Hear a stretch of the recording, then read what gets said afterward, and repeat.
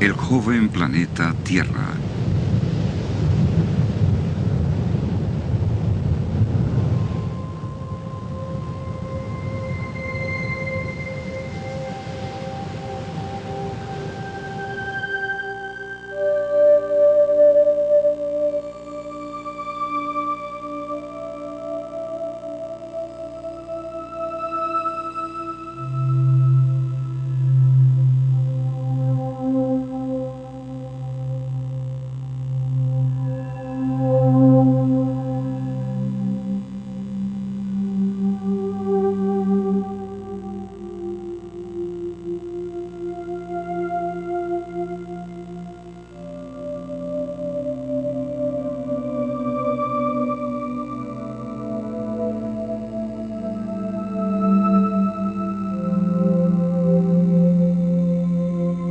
Por décadas, los científicos han propuesto la teoría evolutiva de los orígenes de una Tierra que se formó por el lento enfriamiento de masa fundida durante 4.500 millones de años para crear las rocas base de los continentes, los granitos.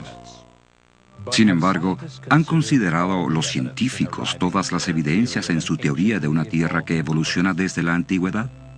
¿Y si hubiera evidencia en los mismos granitos que demostrara que se formaron rápidamente y no por un enfriamiento lento? ¿Y si hubiera evidencia de que estas formaciones sedimentarias que componen el Gran Cañón se depositaron rápida y no lentamente? ¿Y si hubiera evidencia de que el mismo cañón fue tallado en un corto tiempo por rápidos procesos erosivos? ¿Y si hubiera evidencia que revelara que el carbón y el petróleo pueden formarse rápidamente y son recientes? ¿Y si hubiera evidencia de que los dinosaurios existieron no hace millones, sino unos pocos miles de años? ¿Y si se descubriera que las leyes naturales, el pegamento que mantiene unido al sistema evolutivo, no puede explicarlo todo en la historia de la Tierra? Nos veríamos obligados a considerar otro modelo de historia de nuestro planeta, uno que reconozca la posibilidad de que las tasas de cambios geológicos en el pasado fueron mucho más elevadas de las que observamos actualmente. En este escenario tomaría mucho menos tiempo para que ocurrieran diversos eventos geológicos. Entonces tendríamos todos los ingredientes para concluir que la Tierra es de hecho bastante joven. Pero ¿hay alguna evidencia científica que desafíe la visión evolutiva de una Tierra antigua y apoye la de una Tierra joven? El científico Robert Gentry la ha encontrado. Mientras trabaja en el Laboratorio Nacional de Oak Ridge en Tennessee, ha publicado evidencia que desafía el largo periodo de tiempo de la historia de la Tierra. En 1977, la Red de Comunicación de Investigaciones publicó un innovador informe sobre los resultados de los trabajos del Dr. Gentry, el cual describe sus implicaciones de la siguiente manera. Las actuales leyes físicas pueden no haber gobernado el pasado. Las rocas fundamentales de la corteza terrestre, en vez de enfriarse y solidificarse durante millones de años, se cristalizaron casi instantáneamente. Algunas formaciones geológicas que se pensó tenían 100 millones de años, en realidad solo tienen algunos miles de años. Al apoyar estas proposiciones, y cualquier investigador nos lo dirá, toda la estructura histórica de las ciencias naturales se desvanecería y quedarían pocas certezas. Hasta la fecha, estas posibilidades y otras igualmente desafiantes han sido sugeridas en una extraordinaria serie de documentos publicados durante hace algunos años en las principales revistas científicas del mundo, Nature, Science y Annual Review of Nuclear Science, entre otras. Red de Comunicación de Investigaciones, informe importante 1977. Parte de la investigación del Dr. Gentry, a la que se hace referencia en esta cita, pertenece a su trabajo con madera carbonizada en lo que se conoce como la Meseta de Colorado, una extensa región geográfica que abarca parte de Colorado, Utah, Arizona y Nuevo México. Por medio de un microscopio y un equipo de laboratorio más avanzado, analiza estas muestras de madera carbonizada para varios tipos de radioactividad. Sus resultados nos ayudan a entender cuánto le toma al carbón formarse, la edad del carbón y la edad de la Tierra misma. Mina de Cypress Plateau, Price, Utah.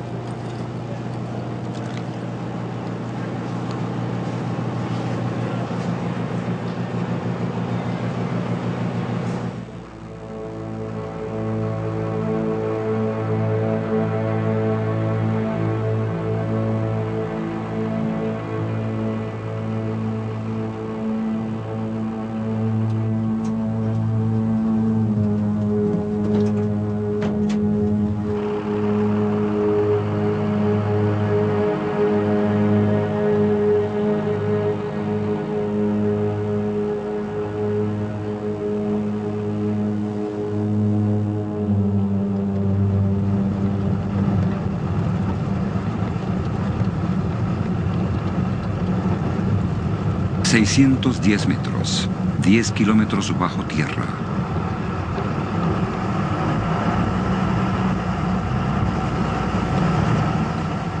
Carbón, uno de los recursos energéticos más vastos de la Tierra. Antes de poder responder la pregunta sobre la edad del carbón y el tiempo de su formación, necesitamos responder a la pregunta ¿de dónde viene? Aquí en esta mina de carbón en Price, Utah, tenemos la respuesta. Aquí tenemos un tronco, casi completamente convertido en carbón. Hay miles de troncos como este en esta y en otras minas del área de Price. Este hecho nos indica que, dadas las condiciones adecuadas de presión, temperatura, agua y tiempo, esta madera y otra vegetación se convertirán en carbón. La pregunta es, ¿cuánto tiempo se requirió para que esto pasara? Robert Gentry y su hijo, David, socio en el trabajo de su padre, exploran este tema juntos. Para responder a esta pregunta, necesitamos ver muestras de madera carbonizada de minas de uranio, en vez de la madera carbonizada de una de las minas de carbón de Price, en Utah. Esta muestra de madera carbonizada proviene de la mina de uranio La Sal, en Utah. Su supuesta edad geológica es de aproximadamente 140 millones de años. Esta muestra de madera carbonizada proviene de una mina de uranio del área de Temple Mountain, aquí en Utah. Su supuesta edad es también de 140 millones de años. Pero observen el parecido que tiene esta muestra con este otro trozo de madera. Son casi idénticos. Es interesante notar que este trozo de madera provino de un trozo fresco de madera como este, hace solo unas pocas semanas. Esta cercana similitud hace sugerir una importante pregunta. En realidad, ¿es verdad que este trozo de madera carbonizada de La Sal o este otro trozo del Temple Mountain, ambos en Utah, son 140 millones de años más antiguos que este trozo de madera que David y yo hace poco obtuvimos en nuestros experimentos? No exactamente. Encerrada en estas y otras muestras de madera carbonizada de las minas de uranio, se encuentra una evidencia extraordinaria que nos cuenta una historia diferente.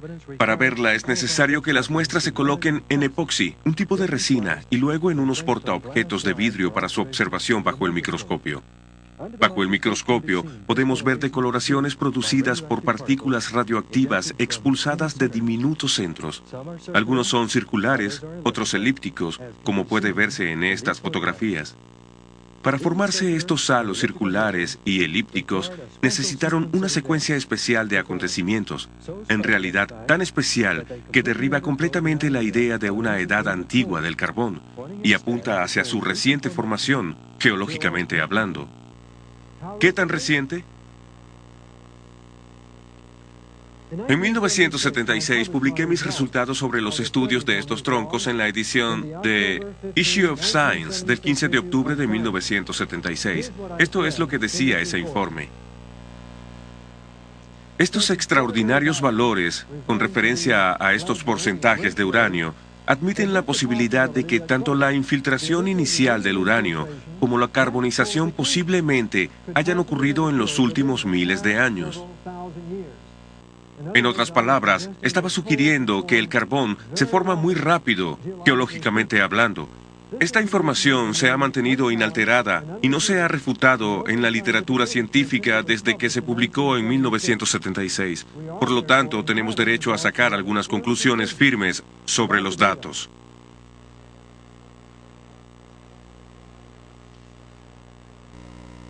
Los geólogos han supuesto que el Eoceno fue hace casi 60 millones de años, el Cretáceo hace 110 millones de años, el Jurásico hace 160 millones y el Triásico hace 225 millones. Pero los resultados que hemos presentado contradicen esa información, y lo que muestran es el entierro simultáneo de todas estas formaciones hace varios miles de años. Estos resultados pertenecen al origen y a la edad del carbón, donde quiera que se encuentre. Bahía de Catherine Hill, Australia. No lejos de esta zona costera, cerca del punto de rocas planas, se encuentra un objeto de gran interés geológico, un antiguo árbol. Pueden verse los restos fosilizados de este árbol que se extienden sobre 3,5 metros de capas sedimentarias entre 2 vetas de carbón localizadas aquí. Hace años, cuando una compañía minera excavó las capas que cubrían el árbol, se podía ver que el pie del árbol se extendía hacia la parte más baja de la veta de carbón. Desde ese entonces, la parte inferior del árbol se ha separado. Incluso ahora, con su reducida longitud, el árbol se extiende a través de capas que, normalmente, los geólogos opinan que toman cientos de miles de años en acumularse. Pero estas capas no pudieron tardar tanto tiempo, ya que el árbol se hubiera podrido mucho antes de que los sedimentos hubieran tenido tiempo de acumularse a su alrededor. Más bien, este árbol es un testimonio mudo de su catastrófico entierro en al menos 2 secuencias de depósitos de ceniza volcánica. Como lo indica la evidencia, probablemente el árbol quedó enterrado en una serie de flujos de ceniza volcánica con muy poca separación entre uno y otro, similar, tal vez, al catastrófico entierro de miles de árboles en el monte St. Helens en el estado de Washington. Pero si el carbón se formó rápidamente, esperamos ver lugares donde los geólogos han encontrado grandes dificultades para explicar su origen, por la lenta acumulación de vegetación. Así que veamos de cerca la evidencia de la formación del carbón, como ocurre en la espectacular cuenca del río Powder, en Wyoming y Montana. La mina abierta de la empresa AMAX en Eagle Butte, cerca de Gillette, Wyoming, revela las enormes reservas de carbón que son visibles por los métodos de explotación a cielo abierto utilizados aquí. La mina de Eagle Butte posee capas de carbono vetas con un espesor aproximado de 37 metros. Esta mina es parte de un área rica en carbón mucho más grande, conocida como la cuenca del río Powder. Esta gigantesca reserva de 26.000 kilómetros cuadrados, ubicada entre las Black Hills de Dakota del Sur al este y las montañas Big Horn al oeste, se extiende hacia el norte hacia el río Yellowstone en Montana y hacia el sur hasta Casper, Wyoming. La inmensidad de los depósitos de carbón de la cuenca del río Powder ha llamado la atención de geólogos durante décadas. Tal interés se documentó en la edición de mayo de 1993 de Earth Magazine. El artículo El carbón del río Powder, enigma geológico, dilema ambiental, incluía estas afirmaciones. Las vetas de carbón del río Powder son extraordinariamente gruesas y puras, libres de otro material. Por lo general, los sedimentos superfluos como la arcilla lavan un depósito antes de que las vetas de carbón puedan hacerse muy gruesas, pero el carbón del río Powder está contenido en inmensas franjas, algunas de más de 60 metros de espesor. Estas vetas se extienden por grandes distancias, arriba y abajo de la cuenca. Tienen cientos de kilómetros de longitud y 80 kilómetros de ancho, dice James McClure, geólogo de la Universidad de Wyoming. No son pequeñas agrupaciones de 1 hectárea o 2, son algo inmenso. McClure, que estudió la cuenca por más de una década, dice que no hay otro lugar en el mundo que tenga tantas vetas de 15 metros o más de grosor. Pero la cuenca del río Powder no es solo un recurso económico. Para los geólogos también es un intrigante enigma científico. Los geólogos han estudiado la cuenca por más de un siglo, principalmente para responder a una difícil pregunta. ¿Cómo las vetas llegaron a ser tan enormes? O, para ser más precisos, ¿por qué las vetas no se diluyeron por los aflujos de arcilla y otras impurezas antes de hacerse más densas? Como escribe McClurg, ¿cómo permanecieron las cosas en la Tierra lo suficientemente constantes para que se generaran 60 metros de carbón? Sin embargo, el origen de cualquier tipo de carbón requiere una precisa secuencia de acontecimientos. Si no se pasa por todos ellos, no habrá carbón, explica McClurg. Y tener vetas de más de 60 metros de ancho, bajas en impurezas y bajas en sulfuro, es un logro extraordinario. McClurg agrega, sería como vendarnos los ojos, dar unas vueltas y atinar en el blanco de una diana 100 veces seguidas. Pero si el carbón no se formó lentamente, ¿hay alguna evidencia de laboratorio que demuestre que se puede formar rápidamente? En esta demostración, Robert y David Gentry comienzan a responder esa pregunta. Anteriormente, tomamos un trozo de madera como este, lo introdujimos en este tubo de acero, agregamos un poco de agua y lo sellamos.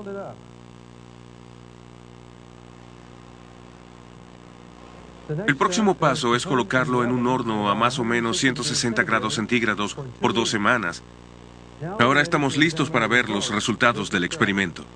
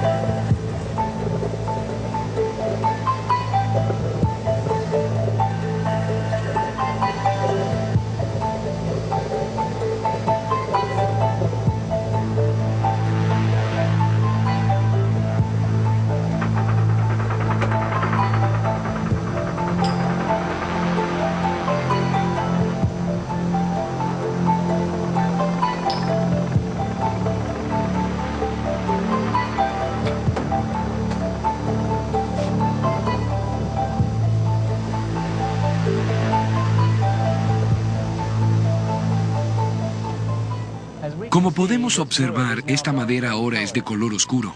También es más blanda. Una reacción química entre el vapor y la madera bajo presión ha hecho que ocurran estos cambios. Esta muestra aún no es carbón, pero claramente el proceso de carbonización ha comenzado. La pregunta es, ¿se obtendría carbón si este experimento o una variación de él se continuara por un periodo de tiempo más largo? Los científicos del Laboratorio Nacional de Argonne respondieron a esta pregunta en una serie de experimentos realizados en los años 80. Uno de los primeros informes sobre su trabajo apareció en la revista Chemical and Engineering News el 21 de noviembre de 1983. En la página 42 de este número se lee la siguiente cita. Químicos del Laboratorio Nacional de Argonne han tenido éxito en la creación de un tipo de carbón artificial a partir de materiales de aparición natural. El proceso es mucho menos difícil de lo que se pensaba en el pasado que era necesario y proporciona algunas nuevas ideas sobre la estructura del carbón y cómo alterarla. Tiempo después de que aparecieron los informes publicados en la revista Geoquímica Orgánica, la revista científica inglesa de Ciencias Naturales informó sobre el éxito de sus experimentos. En la página 316 de la edición del 28 de marzo de 1985 se lee lo siguiente. A Winans y sus colegas del Laboratorio Nacional de Argonne les ha tomado menos de un año preparar un carbón sintético caracterizado meticulosamente. El material que produjeron es indistinguible del material real con todas las técnicas que se le han aplicado hasta ahora, y su síntesis hace surgir muchas preguntas interesantes en la química orgánica. Para comprender sus resultados, notemos primero la estructura básica de la madera. Los dos componentes principales de la madera son celulosa y lignina. Básicamente, la lignina actúa como un agente aglutinante para las fibras de celulosa. Se llevaron a cabo diversas variaciones del experimento de Argonne, pero la fórmula exitosa fue la que combinó lignina y arcilla con calor, aproximadamente a 150 grados centígrados, en ausencia de oxígeno. Durante un periodo de cerca de 8 meses, se produjo carbón artificial. La rapidez con la que puede formarse el carbón cuando el vapor interactúa con la madera bajo presión nos lleva a preguntarnos, ¿Puede el vapor o el agua caliente producir también la rápida transformación de la materia orgánica en petróleo? Un artículo titulado Agua, agua en todas partes, publicado en la edición de Noticias Científicas del 20 de febrero de 1993, contesta esta pregunta. Investigadores de Exxon descubrieron que el agua desempeñó un papel fundamental en la formación del petróleo. Los esfuerzos para sintetizar petróleo fallaron hasta que se agregó agua caliente en el recipiente del reactor, que contenía la muestra de roca fuerte. Cuando se hizo esto, se encontró una capa de petróleo en la superficie del agua al final del experimento. Este resultado demuestra que hay una vía alterna para la producción de petróleo en la Tierra, con el agua caliente en un papel más importante. El artículo señaló que este descubrimiento podría acabar con las ideas establecidas acerca de la formación del petróleo. Sin embargo, otros acontecimientos naturales ya están haciendo estragos en las teorías convencionales. Y por si fuera poco, algunos investigadores, uno de ellos de la Universidad Estatal de Oregón, han publicado informes que muestran evidencia de formación de petróleo en la actualidad en la cuenca de Guaymas, en el Golfo de California. Ahora mismo en el Golfo de California, a 1.800 metros de profundidad, hay una acumulación de sedimentos orgánicos que se derivan de las algas marinas y otras fuentes orgánicas. Debajo, agua sobrecalentada está siendo empujada por una fuente de calor intenso a través de estos sedimentos.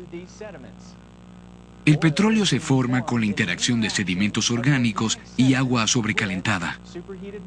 Este petróleo hidrotermal de la cuenca de Guaymas prácticamente es indistinguible de los petróleos crudos que se obtienen de los pozos perforados en la Tierra. Las implicaciones de este descubrimiento difícilmente pueden ser desestimadas. La posibilidad que debe ser tomada en cuenta es que el origen de las reservas de petróleo crudo que abundan por el mundo puede explicarse por medio de procesos hidrotermales similares a los que tienen lugar en la cuenca de Guaymas.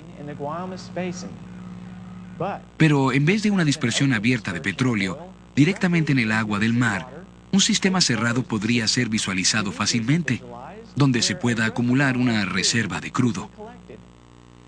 Existe la posibilidad de que una inundación universal fuera decisiva en la producción de las inmensas reservas de petróleo del Medio Oriente y del resto del mundo. La gran cantidad de vegetación sepultada por este tipo de inundación, mezclada con agua sobrecalentada, similar a la detectada en la cuenca de Guaymas, podría producir petróleo en las cantidades que vemos actualmente. Dependiendo de las condiciones del entierro, la materia orgánica se transformaría en petróleo o en carbón. ¿Existe un modelo de historia de la Tierra que incorpore estas características, que admita la formación de las grandes reservas de petróleo y carbón del mundo en un periodo de tiempo mucho más corto del que se ha pensado anteriormente? ¿Qué hay de un modelo basado en el registro de la historia de la Tierra dado en el Génesis? La Biblia describe que la Tierra comenzó a existir hace cerca de 6.000 años. Una tierra originalmente cubierta de exuberante vegetación, luego devastada por un diluvio universal cerca de 1.700 años más tarde. Esta escala temporal, desde luego que concuerda con todos los descubrimientos científicos que he realizado, y es un hecho que el agua una vez cubrió esta tierra. En 1927, Noel Odell descubrió fósiles marinos cerca de la misma cima del monte Everest, montañas que se elevan sobre el agua. Es como la Biblia describe el fin del diluvio universal. De acuerdo con esta descripción, las conchas marinas cerca de la cima del monte Everest nos sorprenden mucho. Y el carbón y el petróleo son el resultado de una rápida devastación y del entierro de exuberante vegetación causados por un diluvio universal. Si es así, ¿qué tal si una inundación universal hubiera causado este rápido enterramiento? La Biblia habla de las fuentes de una grieta grande y profunda, una fuerte referencia a erupciones volcánicas en las cuencas oceánicas antes de la inundación. Esto es significativo porque recientemente investigadores oceánicos encontraron un área del lecho del Océano Pacífico con más de 1.000 volcanes. El área es casi del tamaño del estado de Washington. Estudios adicionales del lecho marino bien pueden producir muchos más descubrimientos. La probabilidad de una extensa actividad volcánica durante el diluvio bíblico nos lleva a pensar en una de las erupciones volcánicas más famosas de los tiempos modernos. El 18 de mayo de 1980, un gigantesco deslizamiento de tierra en el monte St. Helens, Washington, vino acompañado por una explosión equivalente a 20 millones de toneladas de dinamita.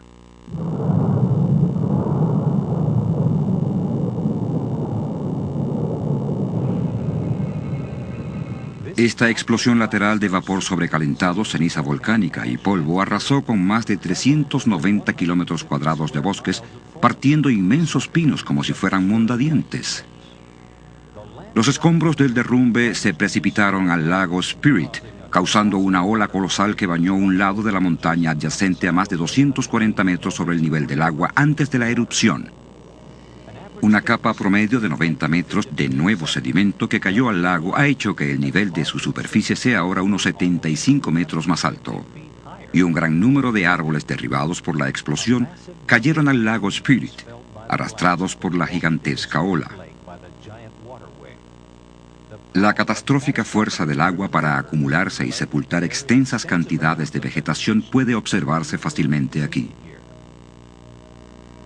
La maraña de troncos flotantes en el lago Spirit solo tiene la mitad de su tamaño original, ya que el resto de los troncos se ha hundido hasta el fondo. Si el monte St. Helens hubiera hecho erupción debajo del agua, inmensas olas, cientos de veces más grandes que la del lago Spirit, habrían causado que el material expulsado fuera llevado a zonas más vastas antes de asentarse. Si cientos de estos volcanes estaban activos, podemos comenzar a imaginarnos los destructivos efectos que un diluvio universal habría tenido en la topografía del planeta. Esto hace que nos preguntemos, ¿puede un diluvio universal como el descrito en la Biblia ser también la explicación de otros fenómenos geológicos, como el del Gran Cañón? Algunos geólogos nos habrían dicho que los depósitos sedimentarios se asentaron durante muchos millones de años, lo que simplemente no es verdad. El hecho es que la geología del Gran Cañón encaja en un modelo que se basa en el suceso de un diluvio universal. En un intento por saber de dónde vinieron las aguas de la inundación, a dónde fueron después del aluvión y qué acontecimientos geológicos ocurrieron mientras duró, recurrimos al Dr. Walter Brown, antiguo jefe de los estudios de ciencia y tecnología en el Air War College y profesor titular de la Academia de la Fuerza Aérea de Estados Unidos. Su desarrollo de la teoría de las hidroplacas proporciona la clave que descubre muchos misterios sobre el diluvio y sus efectos. En nuestro planeta podemos ver 17 aspectos muy extraños que hoy pueden explicarse sistemáticamente como resultado de un cataclismo, un diluvio universal cuyas aguas salieron expulsadas de cámaras subterráneas con una liberación de energía que excedía la explosión de 10.000 millones de bombas de hidrógeno. Esta explicación nos demuestra la rapidez con que se formaron las principales montañas. Explica los depósitos de carbón y petróleo, la rápida deriva continental, por qué los lechos oceánicos tienen enormes fosas y cientos de cañones y volcanes. Explica la formación de estratos divididos en capas y la mayoría de los registros fósiles, las llamadas edades de hielo y los principales cañones, especialmente el Gran Cañón. Quizás la Tierra antediluviana tenía un inmenso supercontinente que contenía exuberante vegetación, mares, ríos y montañas menores. De acuerdo con la teoría de las hidroplacas, la Tierra antediluviana tenía mucha agua subterránea, cerca de la mitad de la que hay en nuestros océanos actualmente. Esta agua estaba en cámaras interconectadas que formaban una concha esférica de unos 800 metros de grueso, quizás a 16 kilómetros por debajo de la superficie terrestre. El incremento de la presión en la cámara subterránea expandió la corteza como se expande un globo cuando aumenta la presión en su interior. La falla en la corteza comenzó con una fisura microscópica que aumentó en ambas direcciones a cerca de 5 kilómetros por segundo. La grieta, que siguió el camino de menor resistencia, rodeó el planeta en aproximadamente 2 horas. Cuando la grieta se desplaza por la Tierra, la corteza sobre ella se abrió como el rasgón de una tela muy estirada. El agua subterránea estaba bajo extrema presión, debido al peso de 16 kilómetros de roca presionando hacia abajo. así que el agua salió violentamente de la rotura. Los cálculos demuestran que estas fuentes de agua de la grieta que rodeaba el planeta salieron propulsadas de manera supersónica a más de 30 kilómetros hacia la atmósfera. La rociada de esta enorme fuente produjo lluvias torrenciales que la Tierra no había experimentado antes ni experimentado desde entonces. La Biblia afirma que todas las fuentes del gran estallido se abrieron en un día. Y describe estos eventos hace cerca de 4.500 años. Ahora podemos unirlos científicamente por orden de causa y efecto en la teoría de las hidroplacas. Las fuentes de la Gran Grieta y el vapor en expansión produjeron violentos vientos y parte del agua que salió expulsada por encima de la helada estratosfera se congeló en cristales de hielo sobreenfriados y se formaron inmensos depósitos de hielo que sepultaron, asfixiaron y congelaron instantáneamente a muchos animales. El agua a alta presión erosionó la roca en ambos lados de la grieta e incluso arrojó los contenidos calizos de muchos mares antediluvianos. Grandes cantidades de sedimentos de esta agua turbia se asentaron en todo el planeta. Estos sedimentos atraparon y sepultaron plantas y animales, lo que formó el registro fósil. La vegetación arrancada por la inundación se desplazó a regiones donde se acumuló y rápidamente se convirtió en carbón y petróleo por procesos que hoy en día podemos reproducir en el laboratorio. Los experimentos demostraron que cuando la erosión ensanchó la grieta, su grosor se hizo tan grande que la roca comprimida debajo de la cámara subterránea se levantó, dando origen a la dorsal media oceánica que envuelve a la Tierra como la costura de una pelota de béisbol. Las placas continentales, las hidroplacas, aún con agua lubricante debajo de ellas, se desplazaron hacia abajo, lejos de la emergente dorsal media atlántica. Después de que las inmensas placas continentales alcanzaron una velocidad de unos 70 kilómetros por hora, chocaron entre ellas, se comprimieron, se aplastaron, se condensaron y se doblaron. Las porciones de hidroplacas que se levantaron formaron montañas. Las que se combaron hacia abajo formaron fosas oceánicas.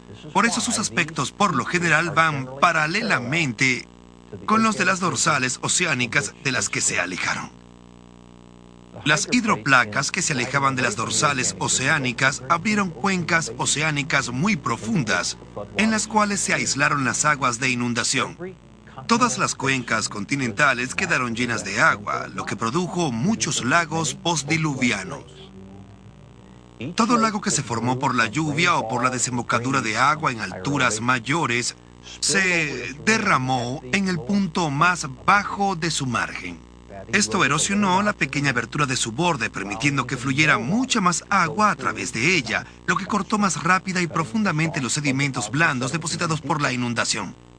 Este proceso se aceleró hasta que toda el agua de los lagos se vertió a través de una profunda abertura, formando un cañón. El más grande de todos fue el Gran Cañón. El norte y el este del Gran Cañón era un enorme lago que he identificado y nombrado Gran Lago. El vertido liberó más agua que los 5 grandes lagos juntos. El Gran Lago se derramó, erosionó su embalse a 30 kilómetros de Page, en Arizona, y formó de manera catastrófica el Gran Cañón, en cuestión de semanas. La rápida deposición de los depósitos por la acción de las mareas significa que hubo poco tiempo para que ocurriera la erosión entre capas sucesivas.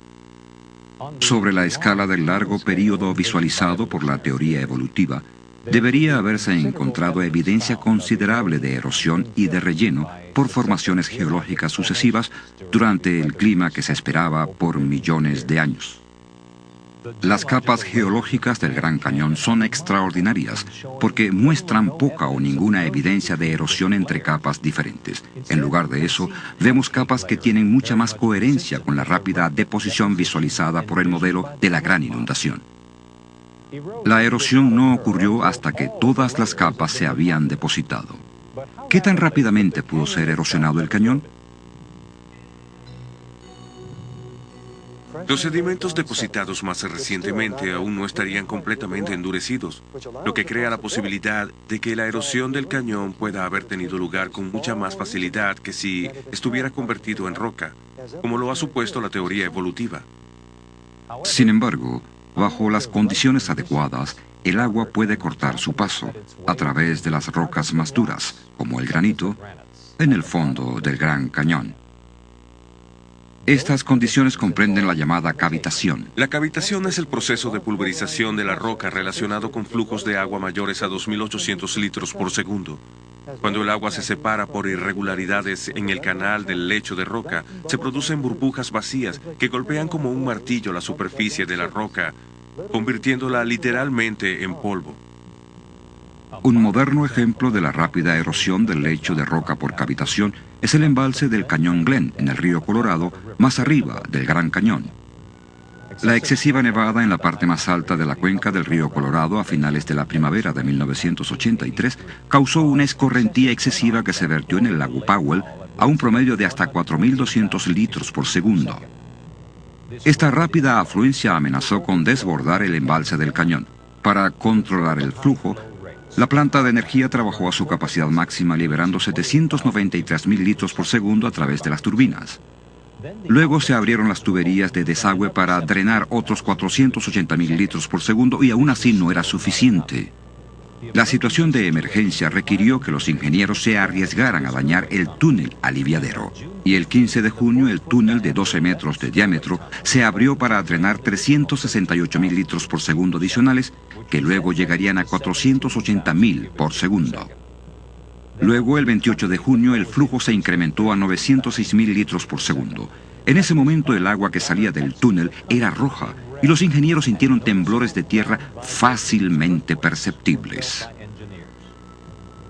Grandes bloques de hormigón y roca eran arrojados del túnel de 12 metros de diámetro.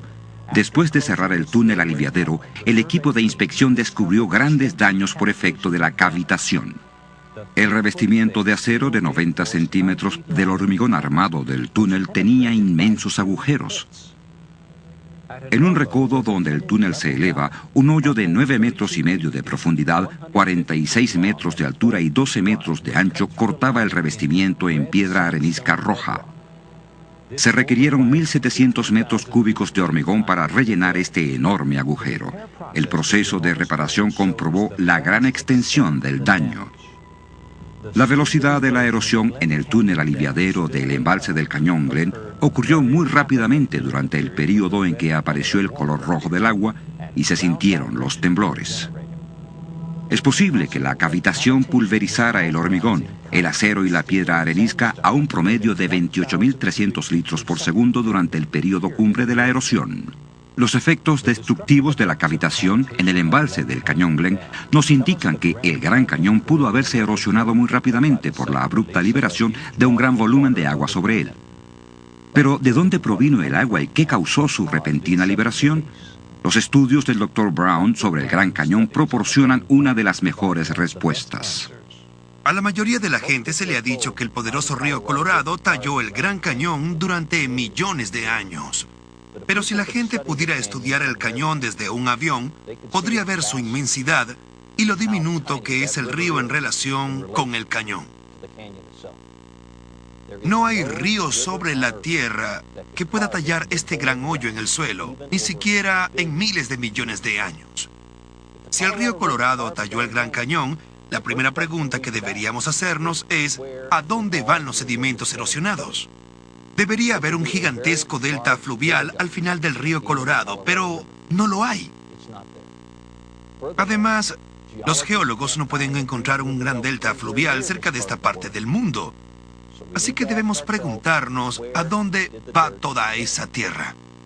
En varios lugares de esta plataforma que domina el Gran Cañón, hay pequeñas montañas o cerros con capas horizontales que cuentan una historia fascinante.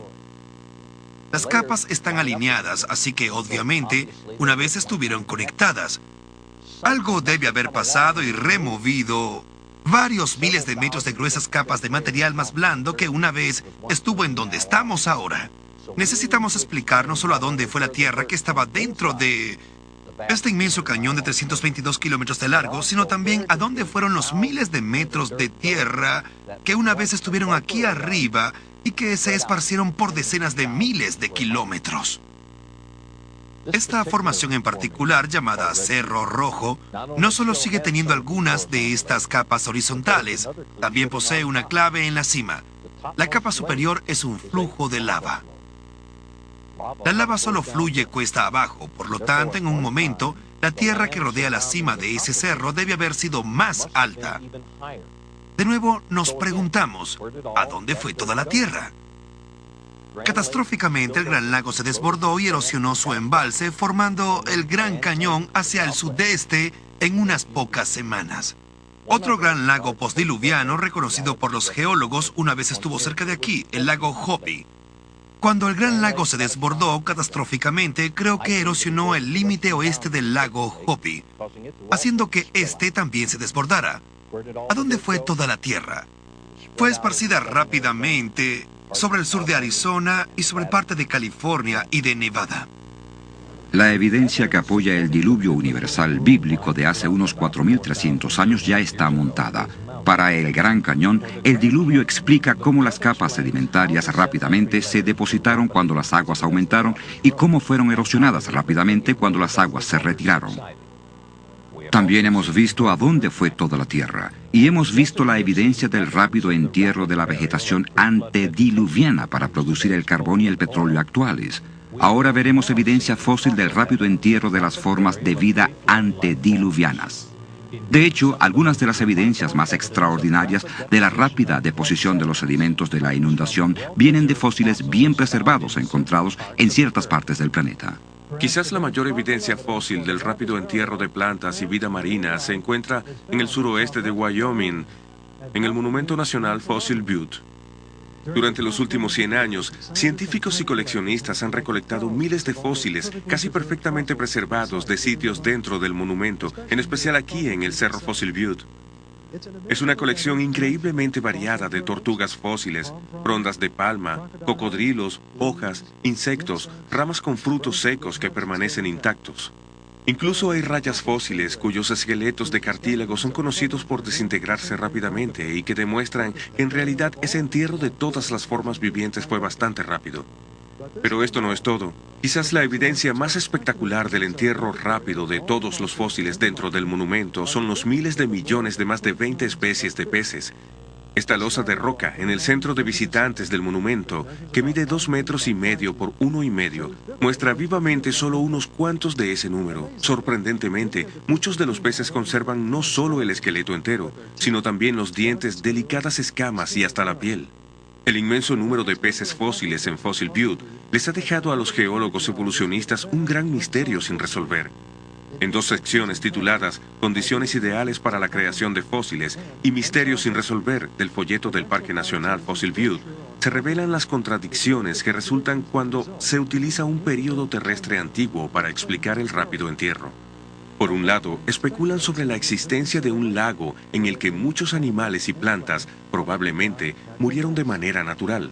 Por el otro, la evidencia obliga a concluir que en varias ocasiones inmensas cantidades de peces murieron súbitamente. Luego, el folleto iguala esas varias ocasiones con el rápido entierro por precipitación de carbonato de calcio, el mineral fundamental que contiene fósiles año tras año por cientos de miles de años. Realmente este es un escenario increíble. Tener este inmenso número de peces que se reprodujeron en un corto tiempo solo para ser exterminados por una catástrofe un año más tarde aproximadamente, y esto se repetiría varios cientos de miles de veces. Desde hace tiempo, los paleontólogos deberían haber visto la falacia en este escenario, por ninguna otra razón más que por las frondas de palmas fósiles hermosamente preservadas.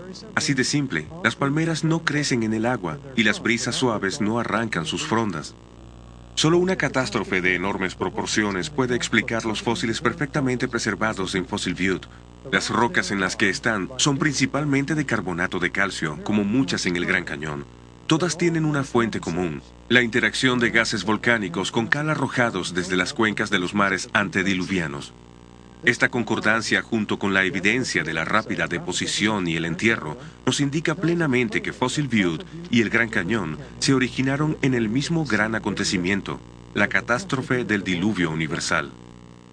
¿Pero hay alguna otra evidencia que pudiera comprobar que Fossil Butte es solo tan antiguo como el diluvio? La respuesta es sí. Repetidas veces, los geólogos han identificado el sitio de Fossil Butte como perteneciente al Eoceno, que presumen fue hace 50 o 60 millones de años. Pero ya hemos visto en mis estudios de la madera carbonizada y en la gráfica sobre la caída de los periodos geológicos que el Eoceno encaja en el esquema de un diluvio universal hace solo algunos miles de años.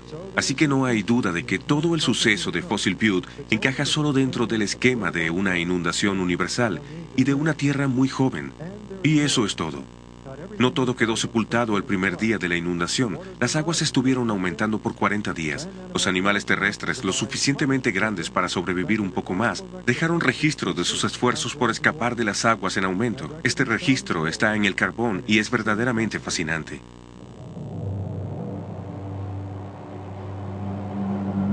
De vuelta a la mina de Cypress Plateau.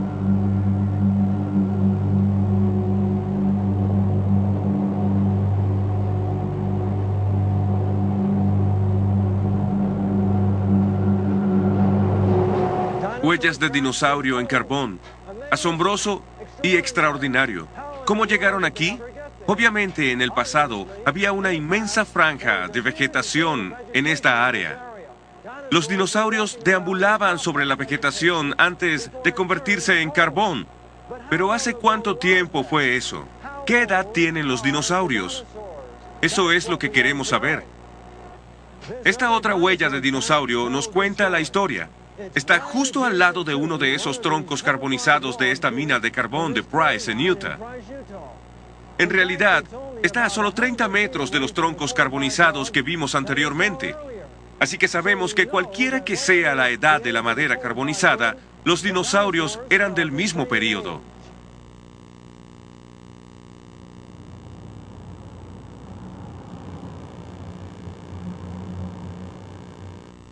En la mina de carbón vimos 2 huellas de dinosaurio. ¿Eran las únicas 2 huellas de dinosaurio en las minas de carbón del este de Utah? No exactamente. Aquí en el Instituto del Museo Prehistórico del Este de Utah, miren lo que se ha sacado de esas minas de carbón. Miren todas estas huellas de dinosaurio, de diferentes tamaños. Algunas de dinosaurios carnívoros, otras de herbívoros. ¿Por qué estaban todas juntas? Para contestar esta pregunta, miremos el mapa del fósil de la mina Kenilworth. Dice que hay al menos 8 tipos de huellas diferentes en 100 metros de la superficie del techo de las minas. Aquí en el mismo mapa podemos ver las huellas y los troncos carbonizados. De acuerdo con el letrero, estos dinosaurios deambulaban por un pantano. El sentido común nos dice que eso no puede ser verdad. No hay pantanos en el mundo que preserven estas huellas. Todos estos dinosaurios estaban juntos por una razón. Estaban tratando de escapar de las aguas en aumento de la inundación universal.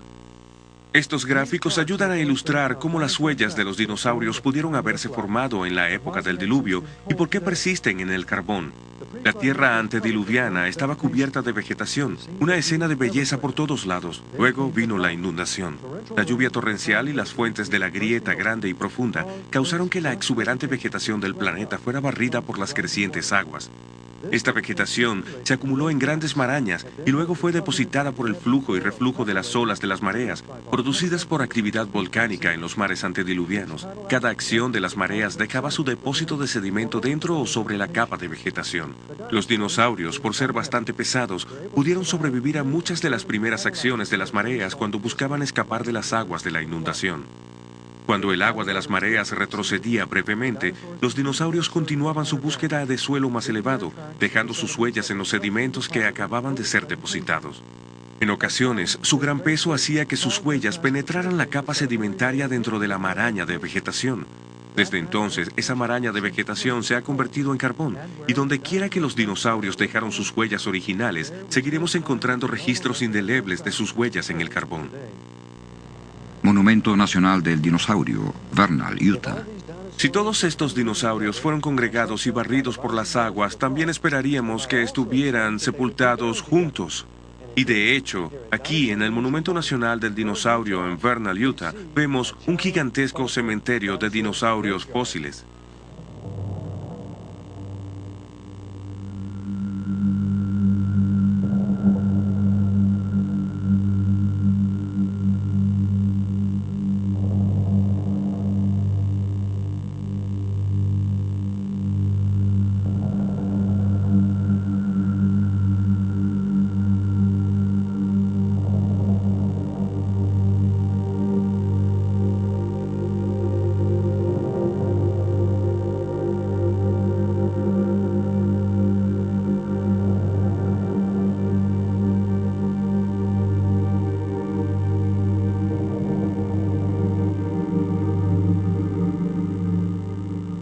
Ha llegado el momento de sacar algunas conclusiones sobre la edad de los dinosaurios y la edad del pez fósil encontrado en el Monumento Nacional de Fossil Butte. Aquí en el Monumento Nacional del Dinosaurio hay un letrero que dice que estos huesos de dinosaurio tienen 145 millones de años, el llamado periodo Jurásico, pero sabemos que en realidad eso no puede ser verdad. Si recordamos nuestros primeros resultados con la madera carbonizada, ahí encontramos el derrumbamiento de los períodos geológicos. El Eoceno, el Cretáceo, el Jurásico y el Triásico, los encontramos a todos juntos hace solo algunos miles de años. El pez fósil y el Eoceno, los dinosaurios en el Cretáceo, el Jurásico y el Triásico, todos colapsaron hace solo varios miles de años, sepultados en el mismo período del diluvio universal. En este punto, muchos pueden preguntarse cómo esta sorprendente conclusión puede reconciliarse con la visión evolutiva de la historia de la Tierra. Pueden preguntarse, ¿no sabemos por datación radiométrica que las rocas subterráneas del planeta, los granitos, se formaron repetidas veces en diferentes períodos y lugares durante miles de millones de años de período evolutivo? ¿Y no sabemos por medio de estos mismos métodos que los fósiles en las rocas sedimentarias tienen cientos de millones de años de edad? La respuesta es un cortante no para ambas interrogantes. Ni los granitos ni los fósiles tienen estampada su edad cuando son recogidos.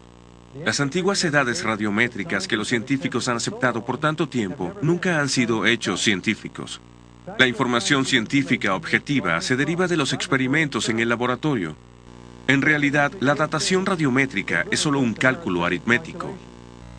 Consiste en una medición de laboratorio. La cantidad de plomo dividida entre la cantidad de uranio. Ambas cantidades son averiguadas en el laboratorio. La otra variable supuestamente es una constante. Se adopta una tasa de descomposición constante. Entonces, la edad es calculada como un producto de esa proporción de periodos constantes. Solo la proporción se mide en el laboratorio. Si esta constante aquí en realidad no es una constante sino una variable, entonces la edad es un absurdo. Y las edades radiométricas son demasiada ficción radiométrica. La evolución supone que los granitos se formaron por enfriamiento lento durante miles de millones de años.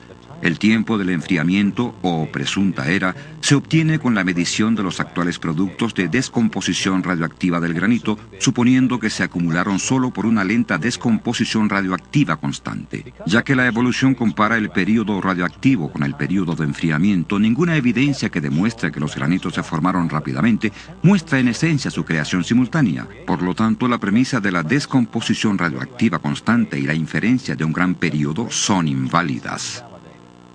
Y de hecho, hay evidencia científica para su creación simultánea. Dentro de los granitos se encuentran grabadas hermosas microesferas de color, producidas por la descomposición de cierto elemento radioactivo conocido por tener una existencia fugaz. Por medio de una simple analogía, las burbujas de Alka-Seltzer se pueden obtener solo por congelación rápida. Del mismo modo, el registro microscópico de la descomposición radioactiva fugaz de los granitos está ahí solo porque estas rocas se crearon instantáneamente en forma sólida. Si estas rocas se hubieran formado por enfriamiento lento, como los evolucionistas afirman, los rastros de radioactividad deberían haber desaparecido sin dejar ningún registro visible. Este registro de creación instantánea se encuentra en los granitos de todo el mundo. Por otra parte, su existencia en granitos de edades radiométricas tremendamente diferentes demuestra que fueron creados en el mismo momento. Esto derrumba toda la base de los períodos geológicos. Los cientos de millones de años de enfriamiento que los geólogos han pensado necesarios para formar el monolito gigante, el Capitán, se reducen a solo unos cuantos minutos. ¿Cómo esta evidencia afecta a la edad de la Tierra? Significativamente, el peso de la evidencia científica nos ha conducido a la caída del período evolutivo. Hay una escala de tiempo de creación de un planeta joven. Las edades radiométricas de los granitos, que se extienden desde 80 millones a 4.000 millones de años, son inválidas.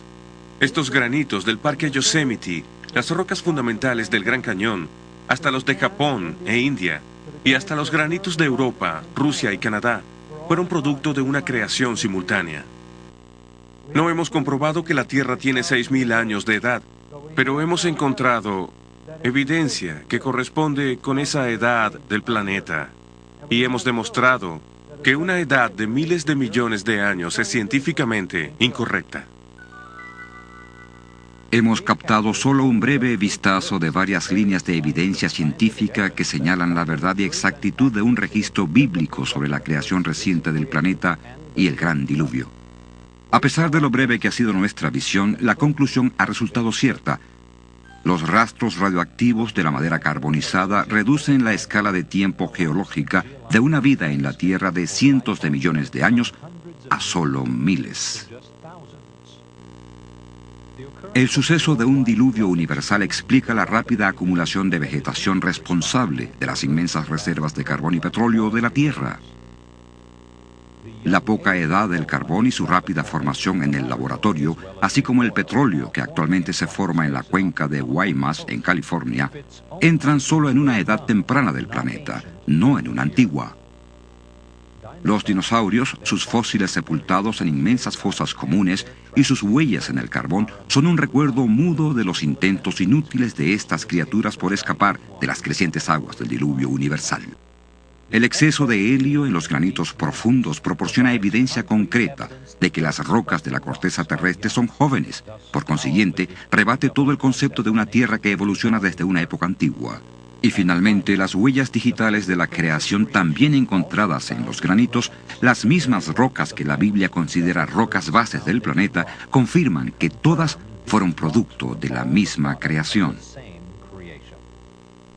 Este hecho invalida la suposición evolutiva, base de una descomposición radioactiva uniforme, y destruye toda la estructura de los períodos evolutivos. Por lo tanto, debemos concluir que la evolución de 4.500 millones de años del planeta no es más que ciencia ficción. Claramente, el sistema de creencias que corresponde con los hechos científicos que presentamos es el registro de la creación dado en el Génesis y repetido por Moisés en el Éxodo 20:11. En 6 días el Señor hizo el cielo y la tierra, el mar y todo cuanto hay en ellos, y descansó el 7º día.